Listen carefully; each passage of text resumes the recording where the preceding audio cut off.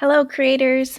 Save the date for our 2024 Creator Circle Retreat happening September 23rd through 26th in Vancouver, Washington, United States. Registration is open, and the 2024 Creator Circle Retreat will be 4 days of restoration and rejuvenation for yourself and your business. And you can find all of the details at wellnesscentercreators.com/retreats, where you can also click to apply. As always, feel free to email with questions anytime at kendall@wellnesscentercreators.com. And lastly, it's important to note that the retreat is limited to 20 people, and everyone from last year is getting ready to register again. So jump on it.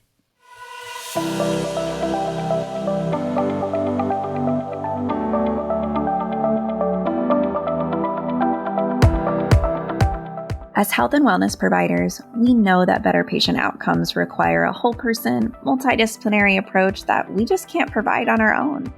That's why I've started the Wellness Center Creators podcast.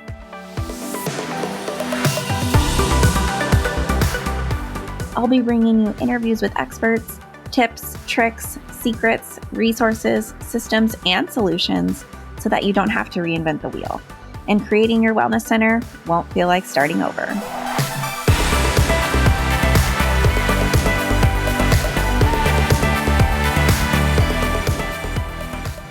Before we jump into today's episode, let's give a shout out to our sponsor, Jane, a clinic management software and EMR. Whether you're just starting to do your research or you've been contemplating switching your software for a while now, the Jane team understands that the process can feel intimidating. That's why their goal is to provide you with all the onboarding resources you need to make the switch as smooth as possible. Jane offers a personalized call to set up your account, a free date import, and a variety of online resources to get you up and running quickly. And if you need a helping hand along the way, you'll have access to unlimited phone, email, and chat support included in your Jane subscription. If you're interested in learning more, book a one-on-one demo at jane.app/switch. And if you decide to make the switch, don't forget to use the code WELLNESS1MO at sign up to receive a 1-month grace period on your new Jane account.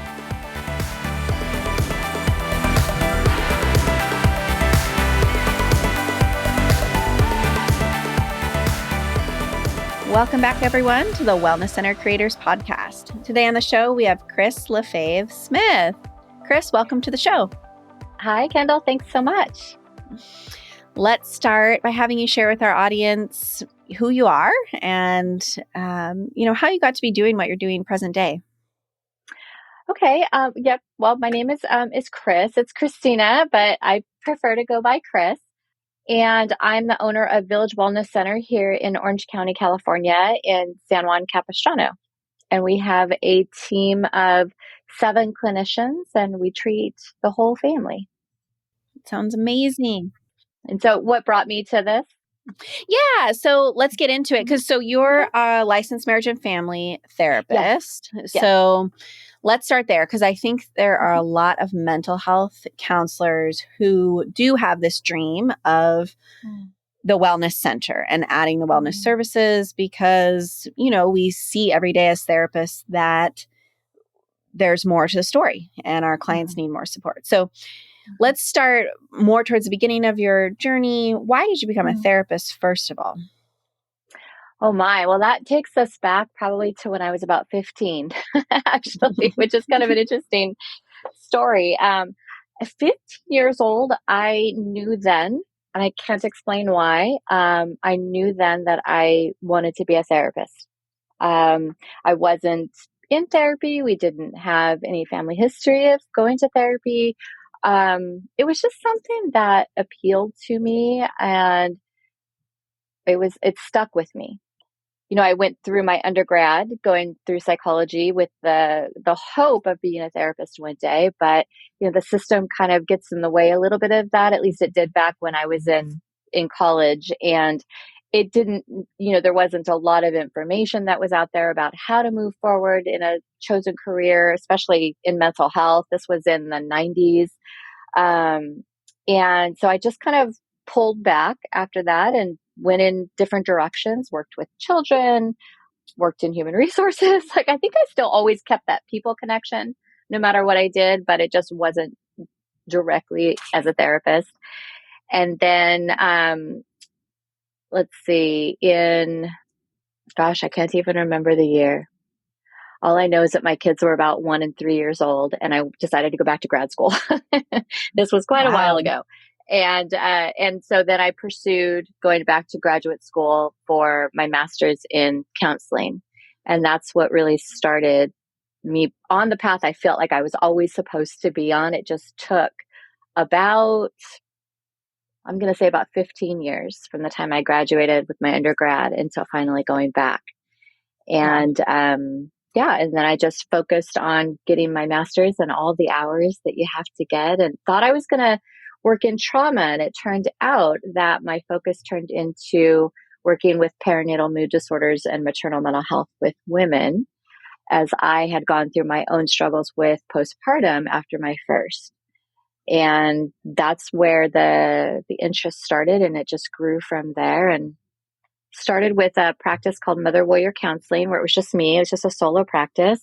And I was helping new moms, moms that were maybe building their families.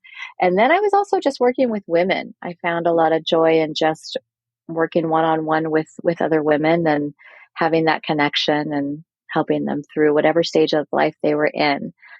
And then around the pandemic time, I decided to hire my first associate after everything had shut down and everyone was working from home. I thought, okay, let's hire. I don't know how Might that as well. happened. Might as well. And well, a big part of it was thinking too, worrying for these associates that were still trying to get their hours. Yeah. How are they going to get their hours? And the BBS at the time, our licensing agency, they required you to have an actual office. They hadn't changed yet because of everything that was going on. So I kept my office and was able to actually hire an associate. And the more we grew, the more I realized that with everybody that worked here with me, that we all focused in different areas with different populations, different struggles.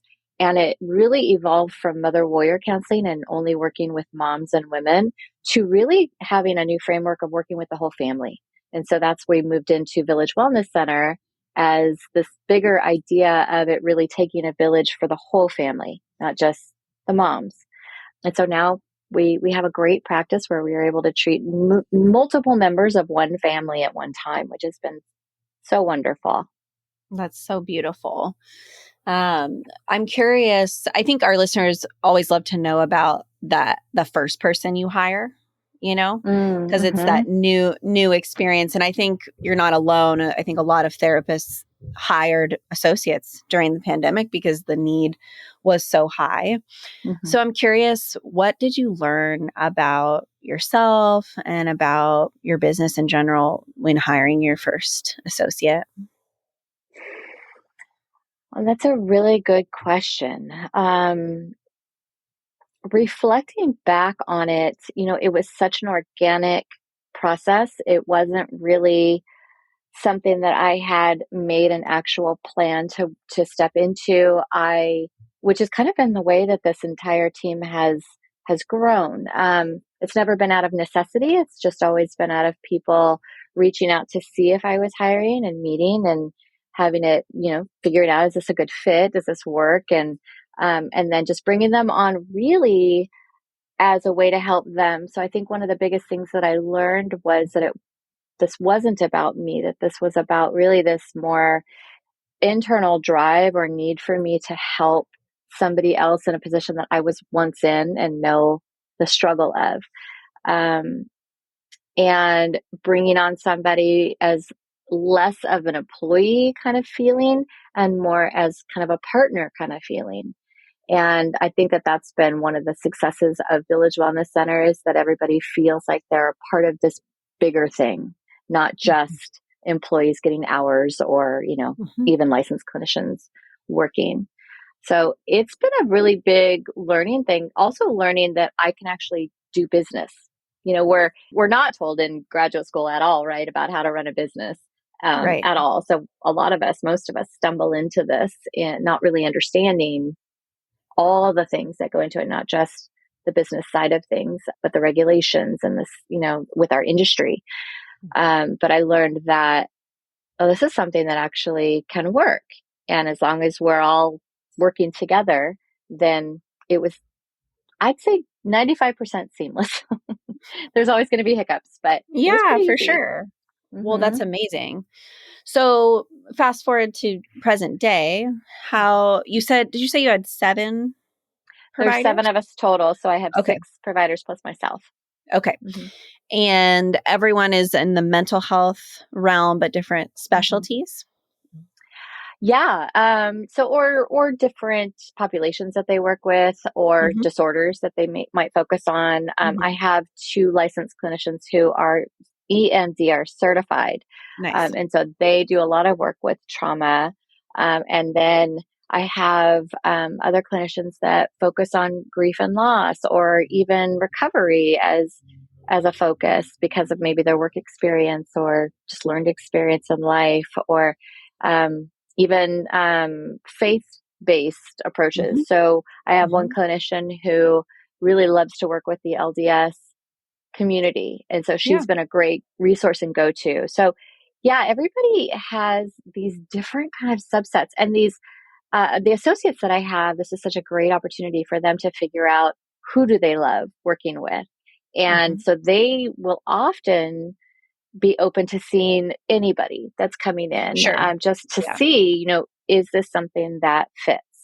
And so, and it's been nice for me as the clinical supervisor of them, of their hours and their work, to be able to have that oversight and help also teach them how to look at what fulfills you as a therapist, and who do you find you're better maybe able to work with or feel comfortable working with, and also what is the practice set up to be able to do, and like maybe clinics where you might need more wraparound care or more crisis type of help, are we set up that way, and is that something that interests you, that kind of stuff. So that part's been such a great journey with them as well.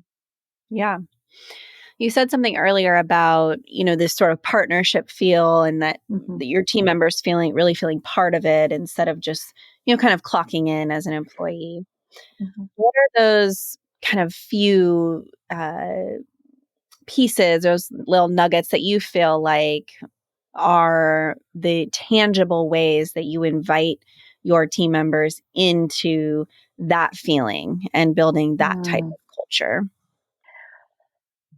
Um, you know, I feel like through my entire career, I think going back to 16 years old, when we start working in, when we all start getting jobs, and we experience such a variety of work environments, leadership, management, your role as an employee, what is the culture like? What is, we hopefully, at least for me, it was really paying attention, even when I didn't know that I was paying attention, and to what I was experiencing as an employee.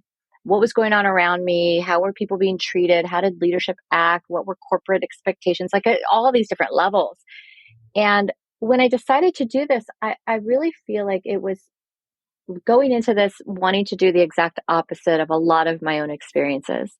And I felt like it was such a critical thing for employees to feel a real true sense of being valued, and that their work mattered, and that they are part of a bigger thing here, not just there's this bigger thing and they're just working for it, that they have that investment, and that they feel like they're connected to a team. I part of my philosophy is never coming at things with a power over type mentality, or that I'm somehow different, or I have a certain role over them. That can feel so demeaning in a lot of ways and repressive, and people don't feel inspired. And then you look at, well, that creates a lot of turnover. And I Yeah. don't want to have to go through that. And I don't want people to have to go through that. So I've always wanted my team to feel like a team, and not like, even when I introduce them to other people, I never want to be able to say, well, this is my employee. Instead, I'll introduce them as, this is my teammate, or this is my colleague, or, because it Yeah. also, I think, helps their professionalism and how they feel valued in their own hard work that they're doing. And so that's kind of the feeling that I've always tried to put out there. And from the feedback I get, it feels like they feel that way, which is just it's nice to know. It's not always going to be perfect. There's going to be things I have to be business owner kind of hat, but it's very few because we're all doing the same thing. I feel like. Yeah. Yeah, for sure. So, what's your vision forward for Village Wellness? Hmm. I've had different visions. It's so interesting. I've had a couple of my team members have to move out of state. So the one moved to Texas and one moved to Arizona. And that just kind of threw in this idea of, okay, well, we can look at this as you're moving away. And I guess that's the end of us working together. Or can we look at this as perhaps a possibility for expansion? Can we bring Village to these locations? Now with these particular employees heading it up, or we've looked at even locally state, here in Orange County, do we want to grow so big that we lose that feel of connection and team and family? Or do we not? Do we want to stay the way we are? So kind of taking the temperature of where everybody's at and what they feel like. There's days that I want to grow and of course, expand. And then there's days where I think, I don't know that that's worth it in the bigger picture. The two employees that are out of state, I'm not, we're still tossing that around because as I've just kind of, without really thinking, thought, yeah, move, we'll figure it out. We'll make it happen. I don't know. Even now, as a business owner, I'm learning, oh, there's a lot of things I probably should have thought about in Yeah. regards to even opening, having business in other states, Yeah. being in California, and just the differences between the two, all these different states in this particular state. And so that's been a learning thing. So it's learning as we go. We pull back, we move forward. It's very adaptable and flexible. And I feel like that's kind of the only way we've been able to do this. Yeah. So you mentioned earlier that you have kids, and I'm Mm-hmm. curious, as you have grown your group practice to now 7 people, you're running things. Are you still seeing clients as Mm-hmm. well? Still Yes. seeing clients. So that question around how are you doing that? How are you feeling Mm. balanced in your life, feeling content in your life, managing, having a family and having a business? That's a really good question. I can say that it was a lot harder managing my family when I didn't have a business, as strange as that might sound. When I was working in clinic settings, which is such a common thing for especially newer therapists to do, I had a commute every single day, a long commute. My kids were a lot younger. It was very difficult to strike that very healthy work-life balance. Um, and I think also satisfaction in your job makes it even harder. For a lot of people, working under county guidelines or in county clinics or anything that is a little bit more regulated, it can be a very, very difficult job. It can be a very difficult, there's lots of expectations and lots of time expectations. And it just never felt balanced. It never felt like I was able to switch gears, come home, and now be mom and wife and friend and family and all of that. So I don't, it's hard to say what exactly made that happen. It's probably more everything. It's just the whole picture. So when I decided to leave working that to pursue my practice on my own, I made changes that were necessary. And one of the biggest ones was not having a commute anymore. That really freed me up to be able to spend more time with my family, not feel the stress of having to, drive in traffic. And because down in Southern California, that's what you can expect all the time is Yes. this really, really bad traffic. So it already kind of sets you in a space. And so I didn't have that anymore. I found a general sense of satisfaction and happiness just being closer to home. And my kids are older now. They're teenagers where they need me less.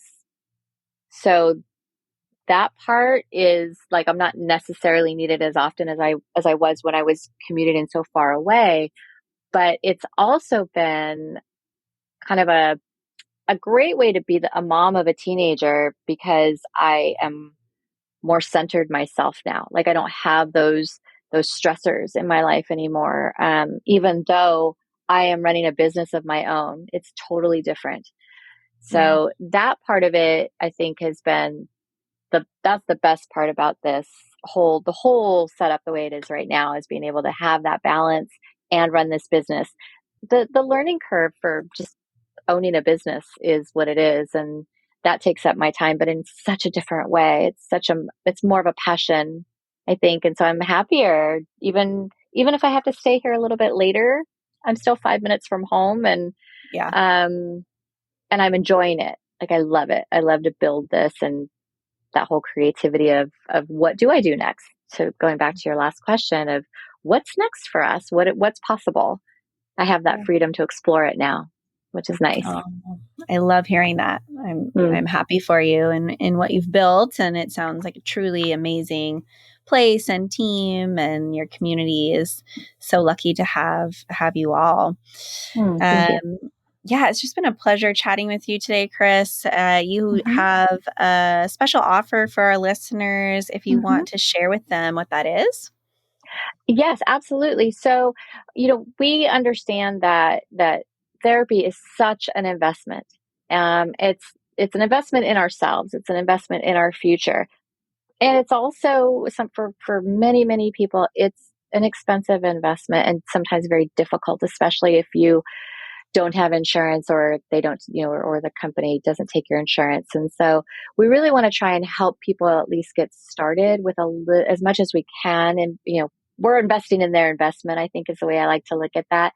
And so our offer to anybody that would like to come and see us is 10% off for new clients, it's 10% off of the out of pocket full fee rate for the duration of their therapy. So as long Wow. as they want to be in care, we're willing to try and help as much as we can. Wow, that's an amazing offer. If you're in the area, I encourage you to reach out. And how can people find you, Kris? So they can find us on our website, which is myvillagewc.com. There is a link there under our Getting Started tab where they can actually schedule a consultation call right from the website. There are no more plain phone tag to try and connect with the therapist. And they can also choose from our therapists if there's one person in particular that they see the bio of that they would really like to work with. They can schedule directly with that person.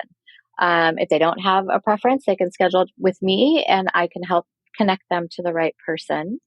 We also offer virtual. So it's really not just in the Orange County area, but all throughout the state of California. Any of our therapists can see you, no matter where you live in California, virtually.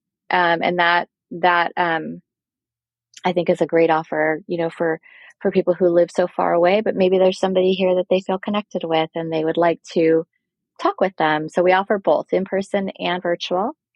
And they can go straight through the website. We also have an email. If they just want to email us, they can email us info, INFO, at myvillagewc.com. And I get all those emails and I'm always happy to respond to anybody that reaches out. Wonderful. Thank you so much, Kris. It's been a pleasure. It's been wonderful. Thanks so much, Kendall.